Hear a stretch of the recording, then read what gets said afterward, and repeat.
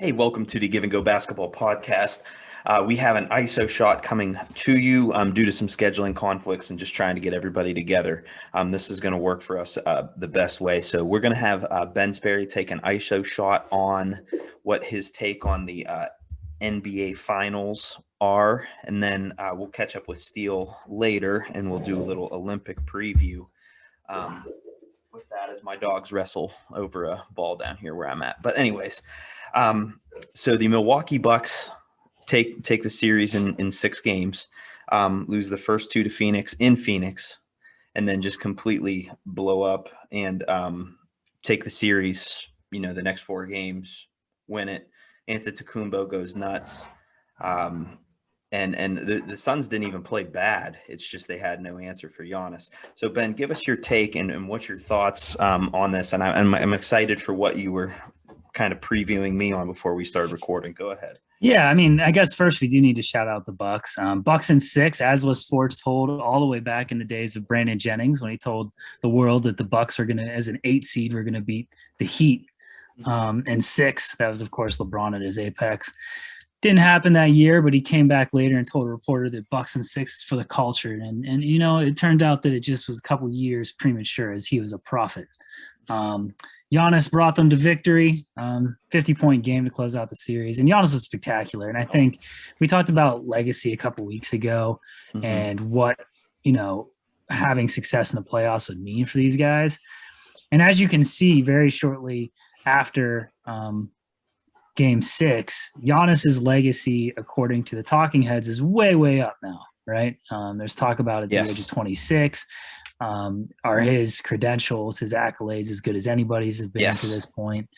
And on the other hand, Chris Paul's legacy, which may have reached an all-time high after Game 2, is now taking a hit again because he's now going to be seen as a choke artist. I saw these memes going around like he's the first player ever to lose 4 series when he's been up 2-0. And you see, again, this idea that he didn't step up in the clutch and all these other things that have been going around in different parts of his career. Right. I kind of want to throw cold water on all this a little bit. Yeah. So while you do have to tip your hat to what the Bucks did, what Giannis did in particular, the way they adjusted throughout the series and really took over as it went on, kind of wearing down the Suns. We're a couple of possessions away in 2 games from the Suns either winning the series in 5 or having a Game 7, right? It wasn't the case that the Bucks completely figured out the Suns and the series flipped in the sense that the Suns didn't have any chance to win. It took spectacular efforts from the Bucks, and not just Giannis. Game 5 in particular, both Middleton and Jrue Holiday went off offensively. To hold off a Suns team that was about as hot as you can get in a loss, in Game 5 there.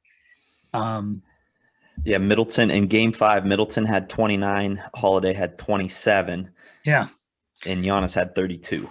And I do think Jrue Holiday did a spectacular job on everybody he guarded, both Booker and Paul. The different times he guarded them.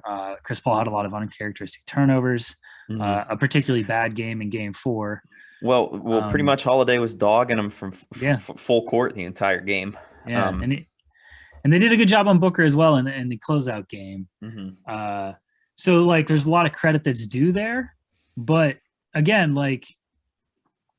we're just a couple more missed shots from a Bobby Portis or Pat Connaughton away from, going to a Game 7 at the very least. Yeah. So I don't buy that the some of what you're going to see or have already seen in the media that this is like a coronation for a dynasty or Giannis being dominant for the next decade. I mean, he very well will be in all likelihood with Luka, the face of the league as LeBron kind of comes towards retirement here. So I'm not denying that, but we're an inch away from the Bucks not even getting out of the second round and Coach Bud being fired within days of that game against the Nets. And then, a completely different narrative forming right now. We could have very well seen the Nets getting healthy as the playoffs went on and walking into a title. If just Kevin Durant's shot is a 3 and not a 2 at the end of that game 7. You could very well see a very different narrative if the Suns somehow did pull off a game or 2 extra and already win this series. We might have Chris Paul as a finals MVP and now getting the same kind of legacy bump that Giannis is currently getting and leapfrogging people in the point guard GOAT talk and all this other stuff. Fair or not, that's just how it works. Because I do have a bullet point here I want to bring up to you. Sorry to cut you off there, but yeah, something this playoff series that we've been talking an awful lot about on the podcast. And if you didn't know this, go back and listen to is injuries and how injuries affected a lot of the series. Now, Milwaukee had DiVincenzo that was out, pretty much the entire playoffs. Okay. The Suns were relatively healthy until the finals when Dario Saric went out. Now, I thought that was a little bit of a game changer because now you're putting a lot of minutes on Ayton, a lot of pressure on Ayton, and it kind of worked to the Bucks' favor because they got him in foul trouble a lot. And then that puts, Frank Kaminsky, who has to play the 5 now, where he's not really a 5, and he just kind of got bullied a lot by Giannis or Brook Lopez. So do you think that injury was a series changer, or just the fact that they were able to get Ayton in foul trouble? I do think it hurt their depth a little bit, and maybe you would have been allowed to get a little bit more of a break for Ayton at times. But the truth is, Dario Saric isn't going to be able to guard Giannis either. Yeah. And the Suns had to make tough choices. It seemed like in Game 6 they made the choice to kind of try to focus on the other guys and just see if Giannis could really go for it like that.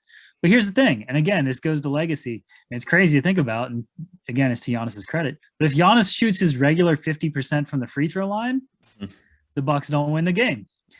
But he shot, 17 to 19 or whatever. Yeah. So, well, what was it? There was a restaurant or a bar or something like that in Milwaukee that the guy was going to give out as many a round of shots as Antetokounmpo made free throws. Then he goes makes 17, so it's like he had to buy 17. But anyways, that was neither here nor there. But yeah, and that was the difference also of being at home, because I think he shoots a lot worse when he's on the road. But I think the other thing I noticed is he shot it quicker and with more confidence. He when he sits at the free throw line and waits 13 seconds to shoot it, it seems like he's being hesitant. Same thing when he shoots jumpers. When he shoots his pull-ups around 15 feet or there's a little fadeaway with confidence, they tend to go in, it seems like, versus when he's thinking about it from 3 for 3 seconds before he launches it or whatever, he tends to miss those ones and miss them often very badly. So I thought Giannis, hitting all those free throws, that's huge. I mean, his blocks were huge in that game. He was awesome on both ends of the floor.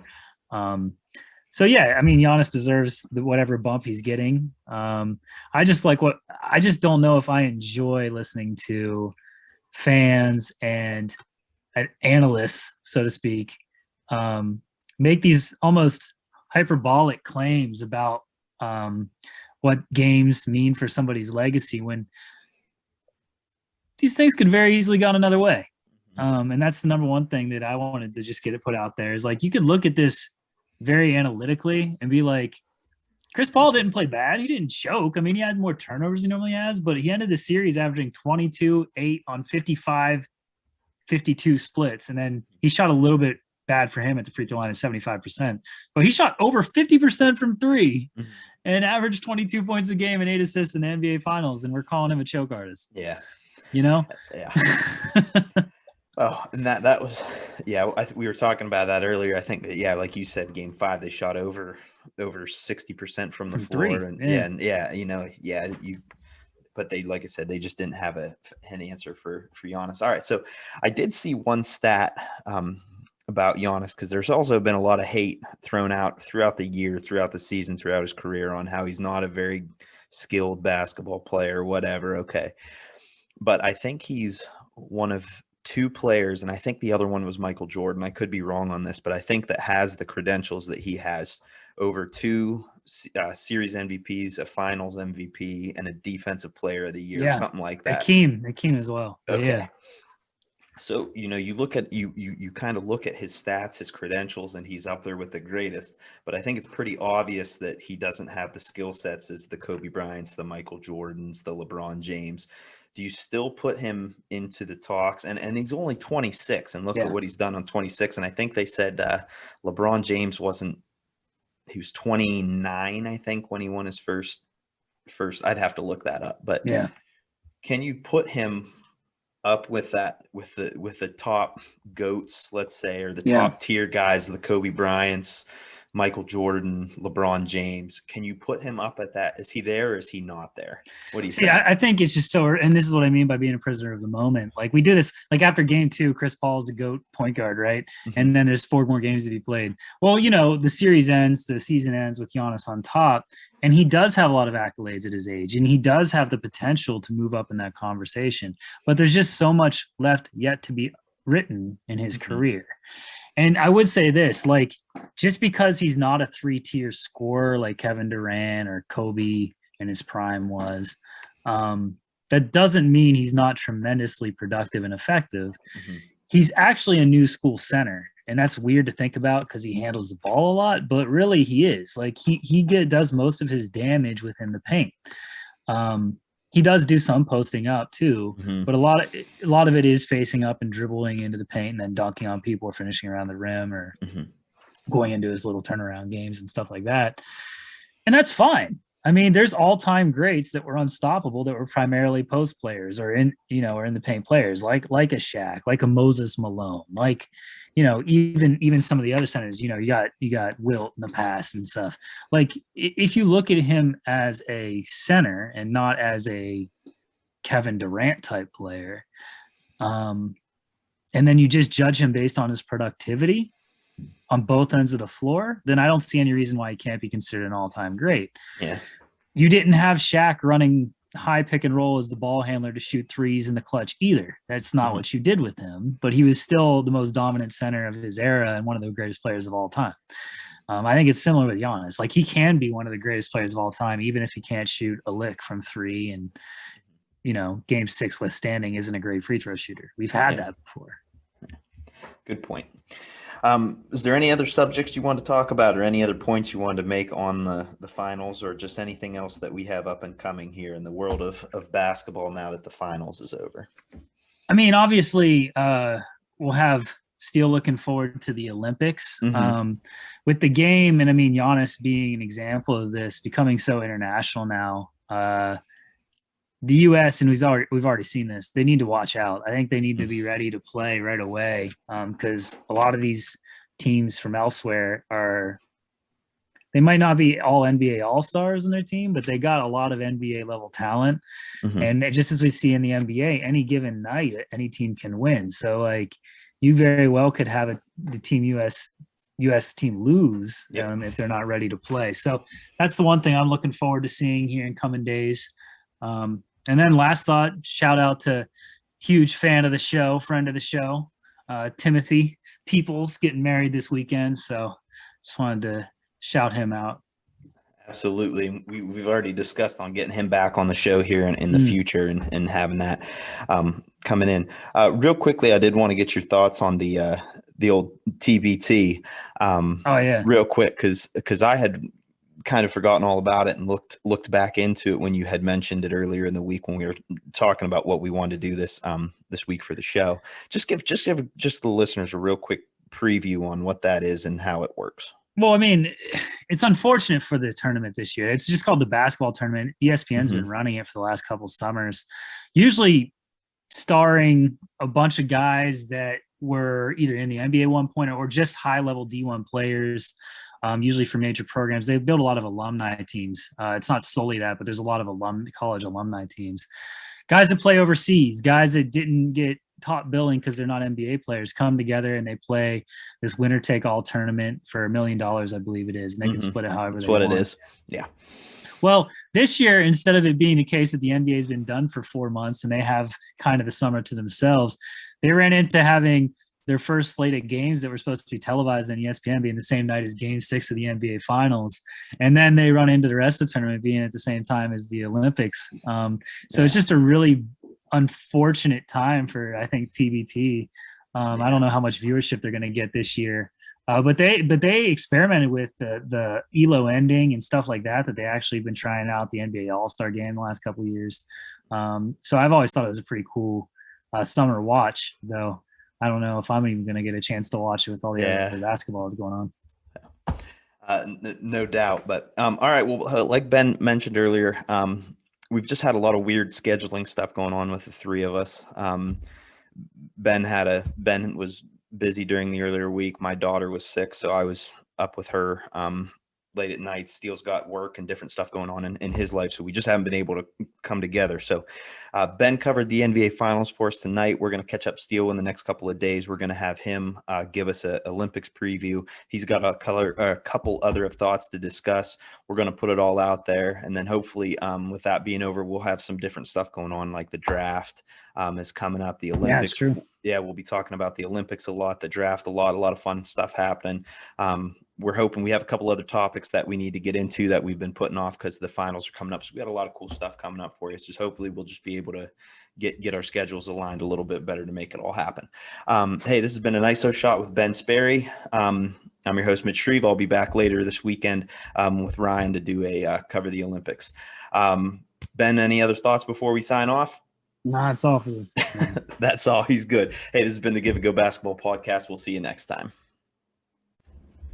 Hi, this is Mitch Shreve with the Give and Go Basketball Podcast. If you like what you're hearing, make sure you subscribe to our YouTube channel.